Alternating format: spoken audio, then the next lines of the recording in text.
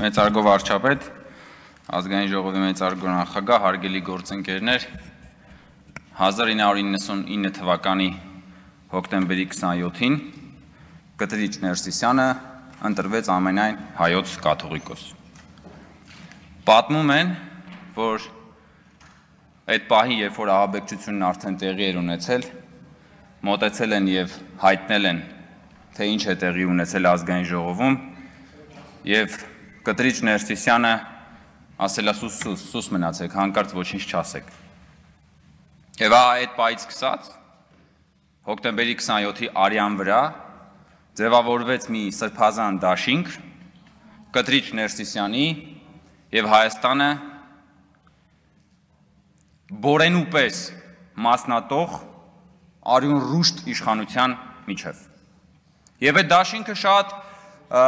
շատ հանգիստ եւ ծաղկուն կերպով գոյություն ունեցավ։ 2008 թվականի մարտի 1-ին Երևանի կենտրոնում գնդակահարվեց 10 մարդ։ Եվ նորից Կտրիչ Ներսիսյանի եւ օլիգարխիայի քաղաքական եւ տնտեսական դաշինքը մազաչափ անգամ չերերաց։ Եվ Կտրիչ Ներսիսյանը հայ ժողովրդին որևէ կերպ չմխիթարեց ահաբեկչության հերթական ակտից հետո։ Որովհետև այդ սրբազան դաշինքը շատ ամուր էր ու հիմնված էր փողի վրա, ընդհանուր մեղքի վրա, պետության եւ ժողովրդի հանդեպ ընդհանուր մեղքի վրա։ 2020 թվականի նոյեմբերի 9-ից հետո,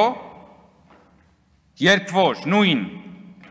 արյունարբու հանցագործները հերթական ահաբեկչական ակտն էին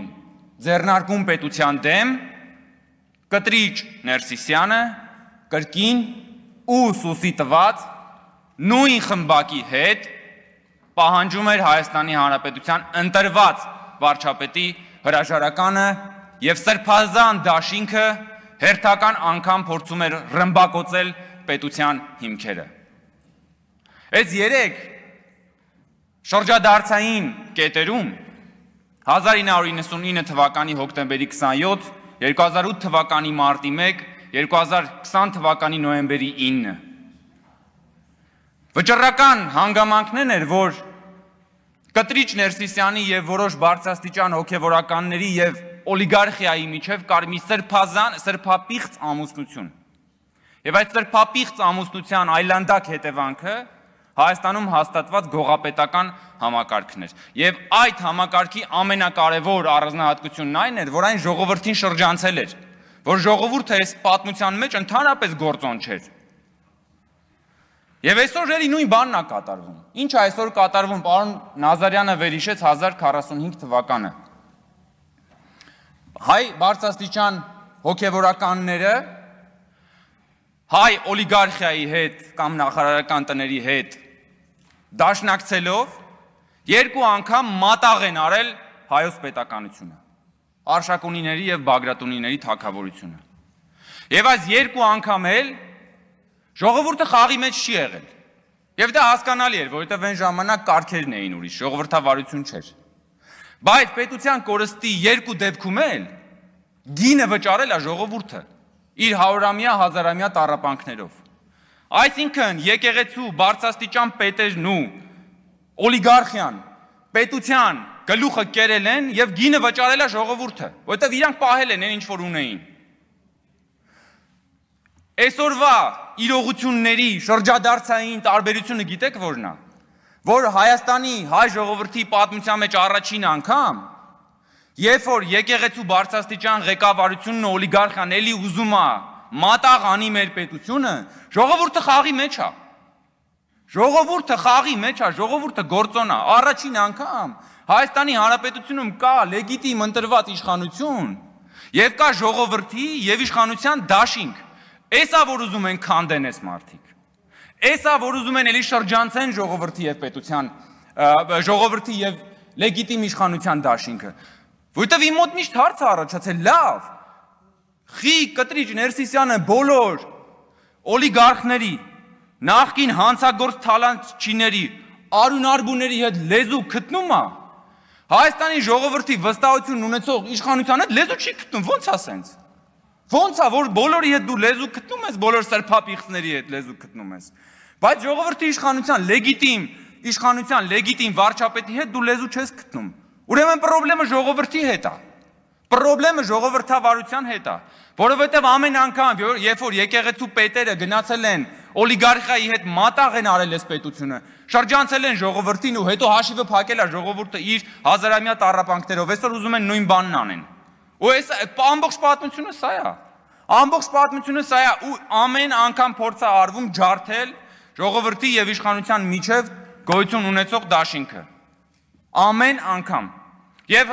ամեն անգամ նրանք իհարկե այս սրբազան, այսպես ասած, բայց իրականում արյունոտ դաշինքը հանդես է գալիս մի նոր կերպարանքով։ Եվ այսօր Կտրիչ Ներսիսյանի վեղարը նման է մի մարտագլխիկի, որի տակ հավաքվել են բոլոր ինչքան հանցագործ ասես, օլիգարխներ, նախկին թալանչիներ, դուրսպրծուկներ, սրբապիղծներ եւ ընտրապիղծներ, հիմնադիր ընտրապիղծներ, բոլորը հավաքվել են այս վեղարի տակ որպես մարտագլխիկ, եւ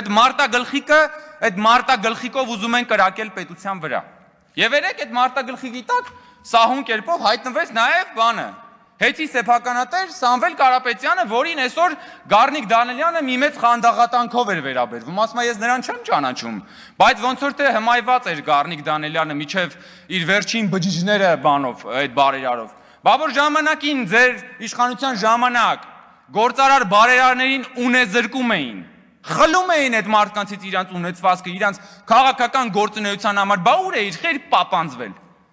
Դու ու քո շեֆերը, բա ուր, բա խի չեք խոսում դրա մասին։ Հիմա այս ելույթը հաստատ լսում են ու լսելու են մարդիկ Հայաստանում եւ Սփյուռքում,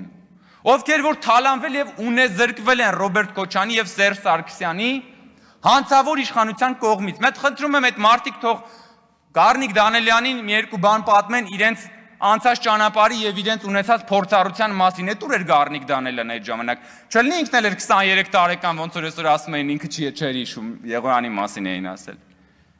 Եկել եք ինչ եք խոսում, բան եք խոսում եք վե արժեքներից, բարերարությունից, թե բա բարերար էր, մի անգամ դուք շնորհակալություն չա։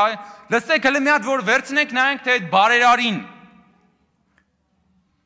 պետության սեփականությունից, ազգային հարստությունից ինչքան բան ա տրվել, շուկայականից տասնապատիկ, հարյուրապատիկ էժան գներով։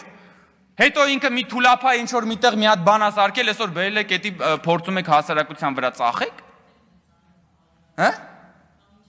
Կամ խի եք բարերարության հույսին մնացել։ Այսինքն դուք ժողովրդին բան եք անում, ժողովրդին հարստահարում եք, կանգնեցնում եք աղքատության շեմին եւ հետո սկսում եք բարերարությամբ այդ ժողովրդին պահել այդ բան համակարգի մեջ, հա?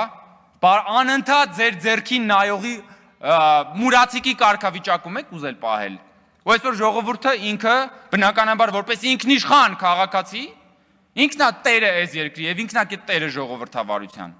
Եկել է եւ Հայաստանի էլեկտրական ցանցերի մասին ասում եք, հա, բանը ինքը հանդես եկավ եկեղեցու աջակցությամբ եւ միանգամից սկսեցի քաղաքական հետապնդումներ, ոչ։ Ամիսներ առաջ ենք ազգային ժողովում հրապարակային հանրային քննարկումներ անցկացրել Հայաստանի էլեկտրական ցանցերի խայտարակ գործունեության վերաբերյալ, խայտարակ։ Բայց չեք տեսել, այն ժամանակ էլ ես հիշում եմ, որ մի երկու հոգի ճամարտակում էին, որ քաղաքացիական պայմանագիր խմբակցությունը հրահանգ է ստացել հեծի դեմ, չգիտեմ ինչ անել։ Հանրային քննարկում էին կազմակերպել, ուզում էինք հասկանայինք հեծը խիա մարդկանց հոսանքն այդքան անջատում։ Ինչ կապ ունի դա եկեղեցու հետ։ Ասենք որ բանը հոսանքի տատանումներից մարդկանց գույքը փչանում է, դա ինչ կապ ունի Կտրիչ Ներսիսյանի հետ։ Մի հատ ինձ կարաք բացատրեք։ Եկել Տիկին Խամանն ասում է, եկել եք ստե սրա նրա բանը, կուսության հարցն եք քննարկում։ Դուք եք սրա նրա կուսության հարցը քննարկում։ Նախ սրա նրա չի, ձեր վեհապարի մասին է խոսքը, սա մեկ, եւ երկրորդը